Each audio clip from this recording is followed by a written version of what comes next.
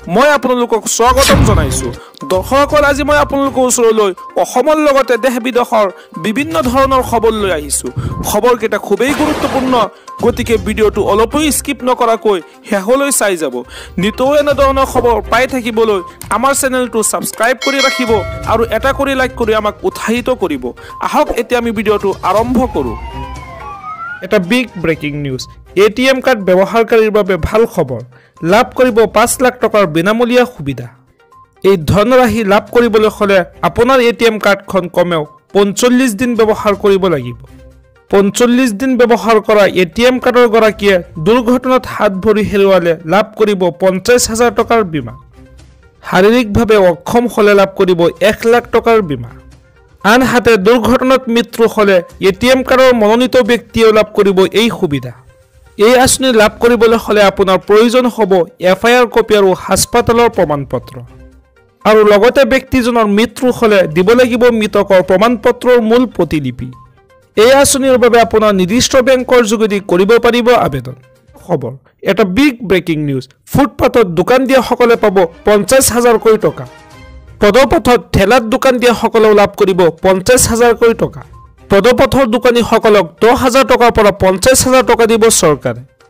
কোনো ধৰণৰ গেৰাণ্টি অবিহনে আপুনি লাভ কৰিব এই ধন। প্ৰধানমন্ত্ৰী স্বনিধি আঁচনিৰ অধীনত লাভ কৰিব এই ধনৰাশি। পদপথত দোকান আৰম্ভ কৰা সকলক প্ৰথমে দিব ১০,০০০ টকা। এই ১০,০০০ টকা পৰিশোধ কৰাৰ পিছত দিব ৫০,০০০ টকা। পদপথৰ চেলুনৰ দোকানী, মুচি, শাক পাচলি বিক্ৰী কৰা দোকানী, ফল মূল বিক্ৰী কৰা দোকানীয়েও লাভ কৰিব এই ধনৰাশি। আনহাতে পদপথত খাদ্যৰ দোকান দিয়াসকলেও লাভ কৰিব এই ধনৰাশি, আৰু লগতে পদপথত চাহ বিক্ৰী কৰাসকলেও পাব এই ধন। পদপথৰ দোকানীসকলক কোনো ধৰণৰ গেৰাণ্টি নোখোৱাকৈ মোদী চৰকাৰে দিব এই ধন। এই আঁচনিৰ লোনৰ বিষয়ে জানিবলৈ আপুনি ক্লিক কৰক pmswanithi.mohua.gov.in। আজি আমাৰ পৰৱৰ্তী খবৰটো এটা গুৰুত্বপূৰ্ণ খবৰ, এটা বিগ ব্ৰেকিং নিউজ। আজিৰে পৰা ৰেচন কাৰ্ড থকাসকলৰ একাউণ্টত জমা হ'ব ১,০০০কৈ টকা। উৎসৱৰ বাবে ৰেচন কাৰ্ড থকাসকলক চৰকাৰে দিব নগদ ধন। হয় দৰ্শকসকল, ৰেচন কাৰ্ড থকাসকলক দোকানীয়ে দিব নগদ ১,০০০কৈ টকা। পংগল উৎসৱৰ বাবে তামিলনাডু চৰকাৰে লৈছে এই সিদ্ধান্ত। তামিলনাডুৰ ৰেচন কাৰ্ড থকা লোকসকলে ৰেচন কাৰ্ডৰ দোকানৰ পৰাই লাভ কৰিব ১,০০০কৈ টকা। প্ৰতিজন ৰেচন কাৰ্ডৰ দোকানীয়ে নগদ ১,০০০কৈ টকা দিব প্ৰতিজন ৰেচন কাৰ্ডৰ হিতাধিকাৰীক। ৰেচন কাৰ্ডৰ হিতাধিকাৰীসকলক বিতৰণৰ বাবে ধন যোগান ধৰিব তামিলনাডুৰ চৰকাৰে।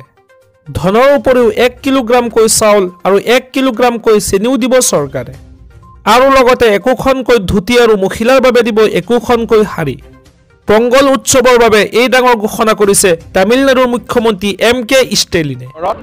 আমি আৰু ৩ লাখ মানুহক ঘৰ দিম, যাতে ২৬ লাখৰ তালিকাখন সম্পূৰ্ণ হৈ যায়। ইয়াৰ পিছতো যিসকল দুখীয়া পৰিয়ালৰ নাম আৱাস যোজনাৰ পৰা বাহিৰত থাকিলে তেওঁলোকৰ নাম পুনৰ সমীক্ষা আৰু জিঅ' টেগিঙৰ কাৰণে অভিযান আমি যোৱা পৰহি দিনাৰ পৰা আৰম্ভ কৰিছোঁ। জীৱিকা সখী বাইদেউসকলে এই অভিযান আৰম্ভ কৰিছে।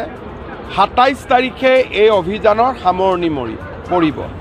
২৭ৰ পৰা ৭ তাৰিখলৈকে ৰাইজে যাতে নিজেই, যদি কাৰোবাৰ ঘৰত জীৱিকা সখী বাইদেউ নগ'ল বা কাৰোবাক অন্যায় কৰিলে, তেতিয়া ৰাইজে যাতে নিজেই নিজৰ ফটোটো তুলি আপলোড কৰিব পাৰে, তাৰ বাবেও আমি ২৬ৰ পৰা ৭ তাৰিখলৈকে আন এটা মহা অভিযান আৰম্ভ কৰিম।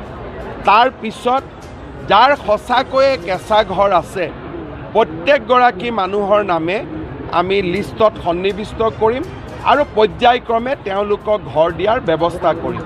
মোৰ আন্দাজ ২৬ লাখ মানুহে ঘৰ পালে, অসমত আৰু যদি ১০-১৫ লাখ মানুহে ঘৰ পায়, তেতিয়াহ'লে প্ৰত্যেকগৰাকী দুখীয়া মানুহৰ ঘৰেই পকী হ'ব, আৰু সেই দিনটোৰ বাবে আমি সকলোৱে মিলি একেলগে কাম কৰিছোঁ।